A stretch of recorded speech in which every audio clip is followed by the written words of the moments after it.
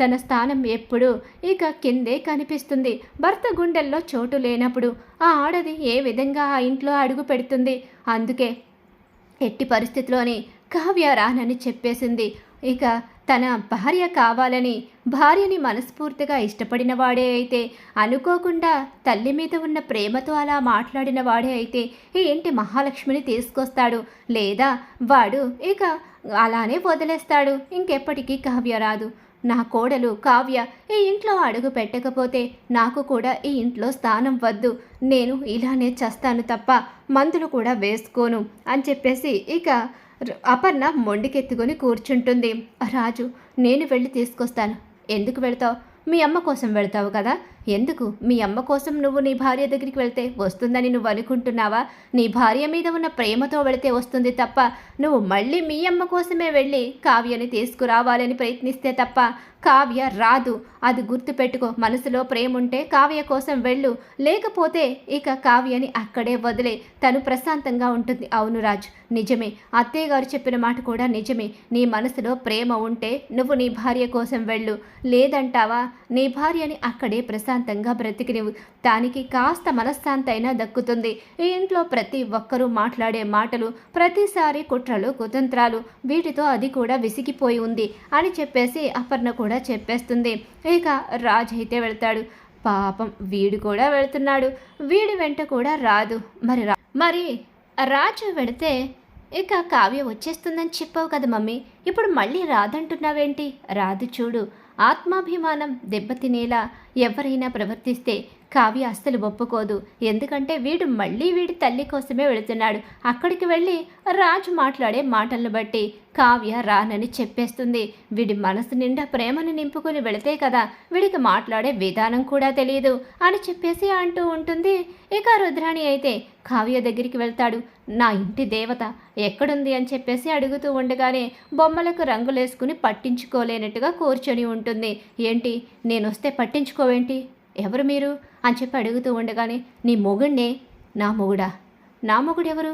అసలు నాకు అలాంటి వ్యక్తి ఎవరైనా ఉన్నారా?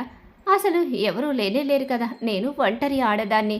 ఏంటి, చచ్చాడనుకుంటున్నావా? అల్లుడు గారు, అదేం మాటలు? మరి చూడండి, తనకి మొగుడే లేడంటే మరి దానికి అర్థం ఏంటి? ఏదో పిచ్చివాడిని తల్లి మీద ఉన్న ప్రేమతో ఏదో 4 మాటలు ఎక్కువగా మాట్లాడాను. అంతలోనే గడప దాటి వచ్చేస్తుందా? మీరైనా చెప్పాలి కదండి మీ అమ్మాయికి. దాని మీద ఎంత ప్రేమ లేకపోతే తనతో కలిసి జీవితాన్ని పంచుకోవాలని అనుకుంటాను. తనతో కలిసి జీవితం అంతా కలిసి ఉండాలి అనుకుంటాను. ఈ రాజు ఆవేశపరుడు. ఆ విషయం దానికి కూడా తెలుసు. కానీ ఆవేశంలో ఏదో 2 మాటలన్నా ఎప్పుడూ ఇల్లు వదిలి బయటికి రాలేదు. కానీ ఇలా గడప దాటి వచ్చేస్తుందని అనుకోలేదు. తను లేకపోతే ఈ రాజు బ్రతకగలడా, ఉండగలడా చెప్పండి అంటూ తన అమాయకత్వమో తెలియదు, గడుస్తనమో తెలియకుండా అది కూడా ఇక తిట్టినట్టుగానే చెప్తూ ఉంటాడు. దాంతో కావ్య నవ్వుకుంటూ ఉంటుంది. అమ్మ కావ్య, అల్లుడి గారు బాధపడుతున్నారు. మీ అల్లుడి గారు బాధపడుతున్నారా? దాన్ని బాధ అంటారా నాన్న? బాధలా నాకు కనిపించడం లేదే. లేదమ్మా, బాధపడుతున్నారు, వెళ్ళమ్మా అని చెప్పేసి ఇక కృష్ణమూర్తి కనకం కూడా చెప్తూ ఉంటారు. ఆయన మనసులో చోటు లేదని, ఇష్టం లేకుండా కలిసి కాపురం చేశానని అన్నారు. ఆ మాటలు ఇంకా నన్ను గుచ్చుతున్నాయి. నేను వెళ్ళలేను, నన్ను వదిలేయండి అని చెప్పేసి అంటూ ఉండగానే, లేదే పిచ్చిదానా, నేనేదో పిచ్చి మొహోణ్ణి పిచ్చి పిచ్చిగా మాట్లాడాను. నువ్వు లేకపోతే ఆ ఇంట్లో ఏదో వెలితిగా అనిపిస్తుంది. నా గది అంతా కూడా నన్ను తిడుతుంది. నీ భార్యని బయటకు గెంటేశావు, నువ్వు కూడా వెళ్ళిపోరా బయటకని చెప్పి నా గది 4 గోడలు నన్ను లోపలికి రానివ్వడం లేదు.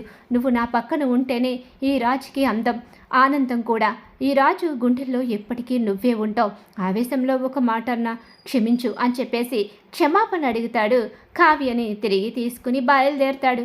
అవసరమైతే కాళ్ళన్నా పట్టుకుంటాను అని చెప్పి రాజు చెప్పేసరికి అప్పుడు కావ్య మనసు కరుగుతుంది. అలా మనసు కరగడంతో కావ్య ఇక పుట్టిల్లు వదిలి అత్తింటికి బయలుదేరుతుంది. కనకం కృష్ణమూర్తి చాలా హ్యాపీగా ఫీల్ అవుతారు. ఇక ఈ విషయం తెలుసుకున్న అప్పు కళ్యాణ్ కూడా చాలా సంతోషంగా ఉంటారు. రాదు రాదు అనుకుని గుమ్మం వైపు చూస్తూ కళ్ళు కాయలు కాసేలా ఎదురు చూస్తున్న రుద్రాని రాహుల్కి కావ్యని ఇంటికి తీసుకొచ్చి ఊహించని షాక్ అయితే ఇస్తాడు రాజ్. కావ్య ఇంటికి తిరిగి వచ్చేయడంతో దెబ్బకు మెట్ల మీద కుప్పకూలిపోతుంది. ఇక రుద్రాణి అయితే, ఏంటి మమ్మీ రాదన్నావు, ఆత్మాభిమానం అన్నావు, ఏదేదో చెప్పో, ఇది చూస్తే రాజు వెంట వచ్చేసిందేంటి అదే కదరా నాకు కూడా షాకింగ్గా ఉందని చెప్పేసి కుప్ప కూలిపోతుంది. మరి రాబోయే కథలో ఖచ్చితంగా ఇలా అయితే జరగబోతుంది.